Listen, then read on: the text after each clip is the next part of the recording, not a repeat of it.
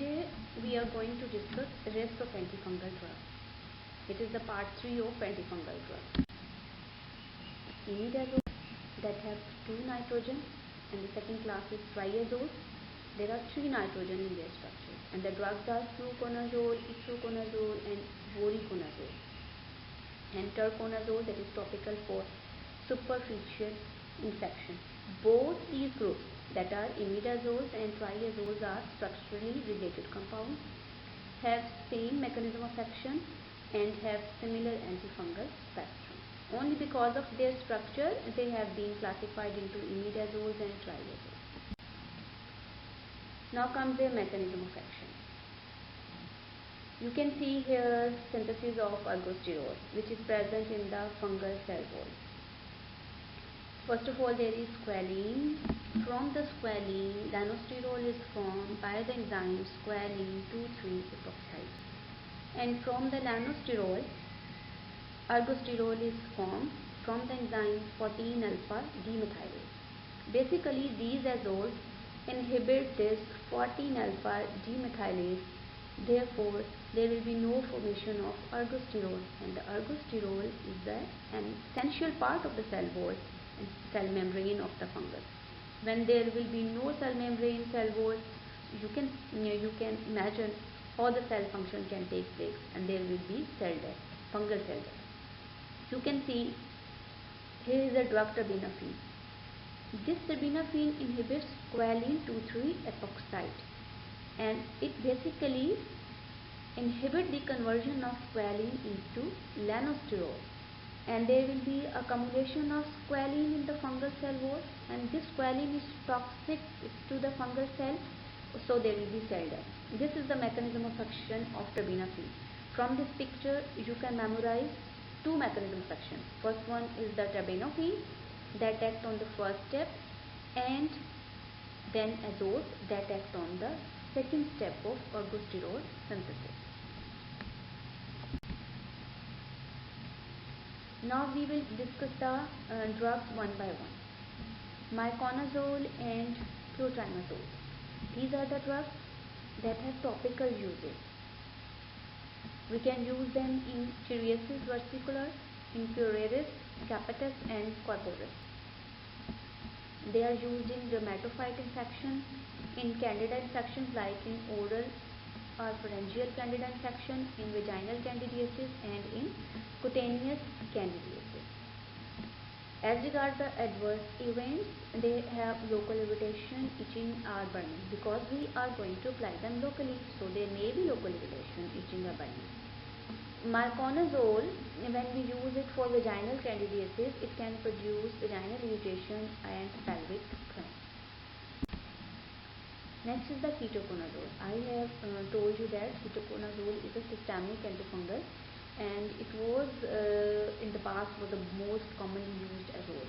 Now it is not used because it is it can cause inhibition of P450 enzymes. So there are a lot of drug interactions because of this inhibition of P450 enzymes.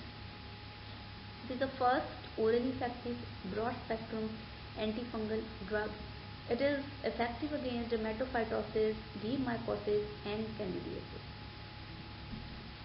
Mechanism of action we have already discussed. Pharmacokinetics. It is effective orally.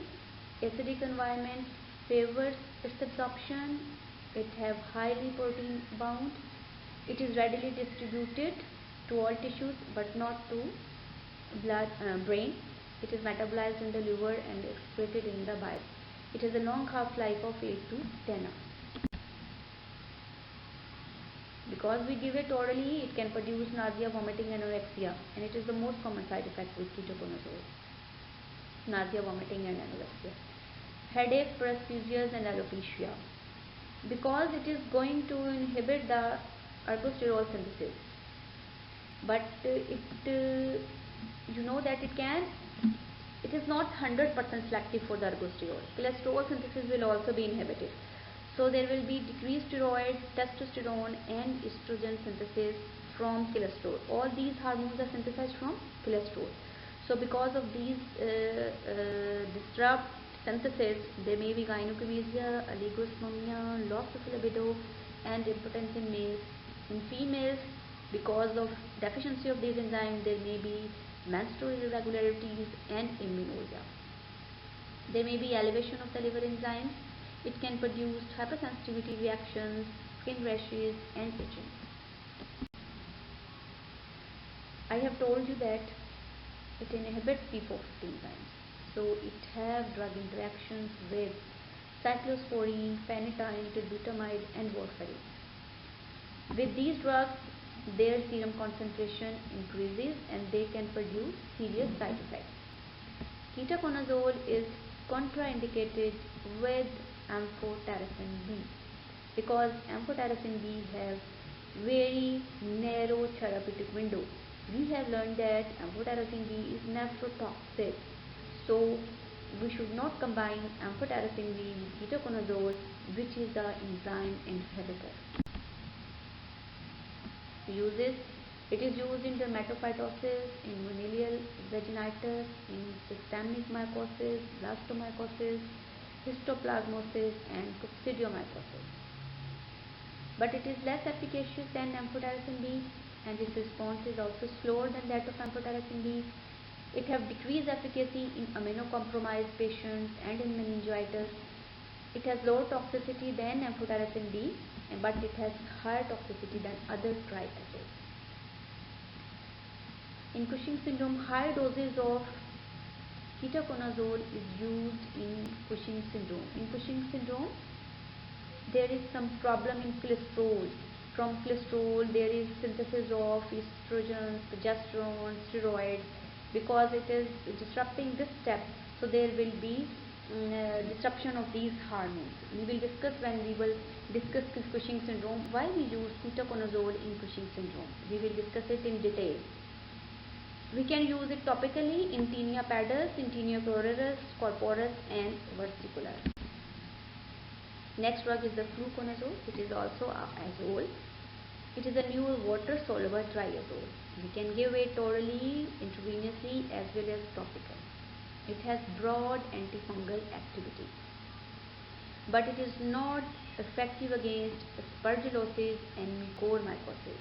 Most important point is that it is not effective against aspergillosis and mucormycosis. It has 94% oral bioavailability, and its absorption is not affected by food or gastric pH. It is primarily excreted unchanged in the urine, and it has half-life of 25 to 30 years. It has poor protein binding, widely distributed, and it can cross the blood-brain barrier. As regards adverse effects, it has similar to that of ketoconazole or other azoles. Similar GIT upsets, headaches, alopecia, skin rashes, CYP450 enzyme inhibiting property, teratogenic, but it have no anti-androgenic and other endocrine effects that is very common with ketoconazole. Moreover, it have less CYP450 enzyme inhibiting property.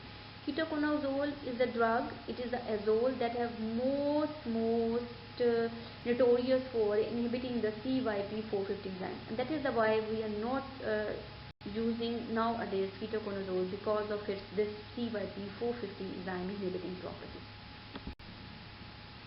We use in candidiasis, in tinea infections and cutaneous candidiasis. We also use it in systemic fungal infection, in disseminated candidiasis, in cryptococcal and coccidioidal meningitis. In meningitis, it is a preferred drug, and for fungal keratitis, we use its eye drop. Now is the itraconazole. It is a broad spectrum activity against aspergillus. It is fungistatic but effective in immunocompromised patients, and moreover it does not inhibit steroid hormone synthesis and have no serious cytotoxicity as being concerned with ketoconazole. It has 50 to 60% bioavailability. Absorption is variable and can be enhanced by food and gastric acidity. It has high protein binding, 99%, just like ketoconazole. It is well distributed. It accumulates in the vaginal mucosa, skin and nails. So we can use it in vaginal candidiasis, in skin infection, nail infection and mucosal infection. CNS penetration is poor with this drug.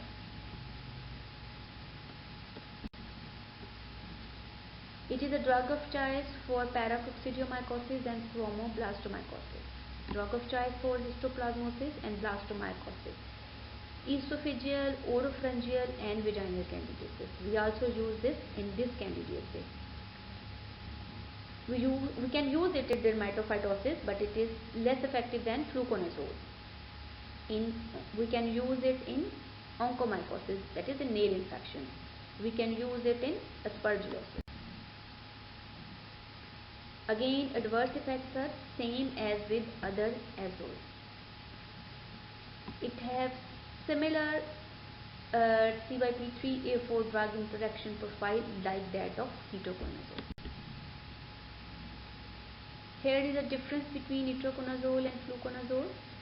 Itraconazole has varied absorption while fluconazole is completely absorbed, better tolerated and renal excretion. Itraconazole has less endocrine effects but can occur with high dose.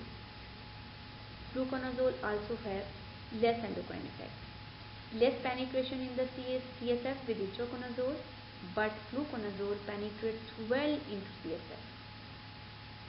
Many drug interactions with itraconazole due to inhibition, but it is less with fluconazole. Next drug is the voriconazole. It is a second generation triazole. It has high oral bioavailability, low protein binding, good CSF penetration. It is metabolized by CYP2C19. It does not require gastric acidity for absorption and it has half-life of 6 hours. It is drug of choice for invasive aspergillosis. It is the most useful for esophageal candidiasis. It is the first-line drug for mold and it is also useful in resistant candidiasis. You are not concerned with the dose and the adverse effects are the same as that of other azoles, but there is one difference. It can produce transient visual changes like blurred vision, altered color perception and photophobia. It is with voriconazole. I remember that V is for voriconazole and V for visual changes. You can remember if you are asked a question, which azole is notorious for visual side effects. So you can remember that V for voriconazole and V for visual changes. It can produce rashes in 5 to 6%. It can elevate the hepatic enzymes. Moreover, it can prolong QT interval. That was about azoles. Now is the second drug, terbinafine. Terbinafine, I have discussed with you mechanism of action when I discussed with you the mechanism of action of azoles. Basically, these are concerned with the ergosterol synthesis. The first step in the synthesis of ergosterol is from squalene to lanosterol, and this step is inhibited by terbinafine. It is used orally and topically. It is effective drug against candida and dermatophytes. It is fungicidal, shorter course of therapy required, and there is low relapse rate with terbinafine.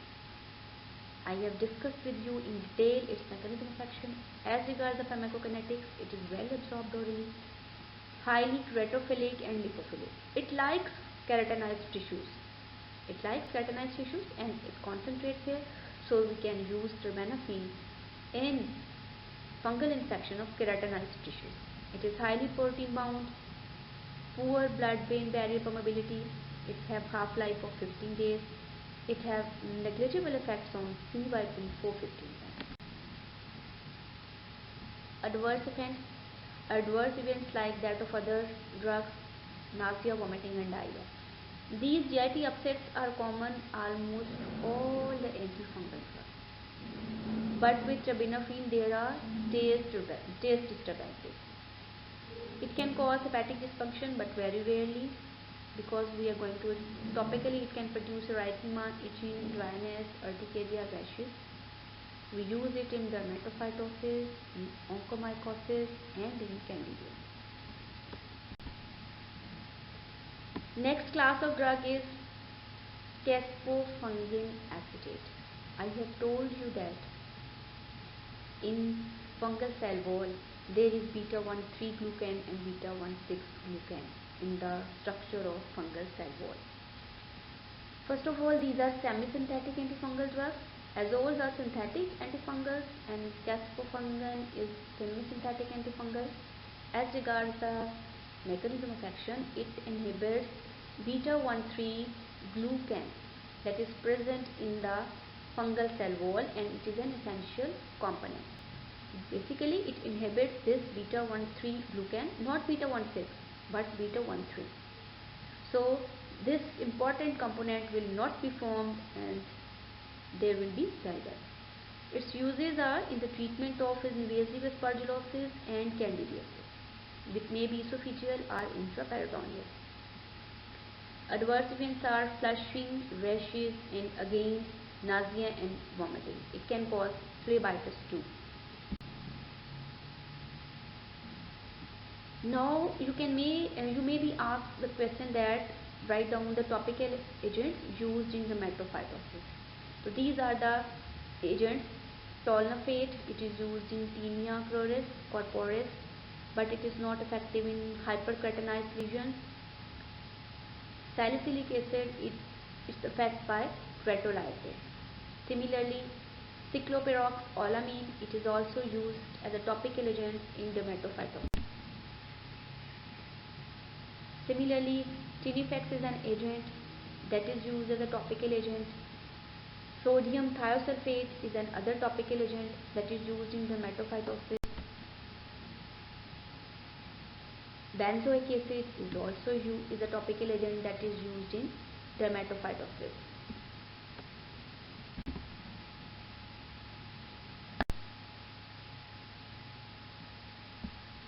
Now you can compare the spectrum of action. In statin, candidiasis only, rhizopulvin, dermatophytosis only, terbinafine, both for dermatophytosis and candidiasis, and caspofungin for aspergillosis and candidiasis.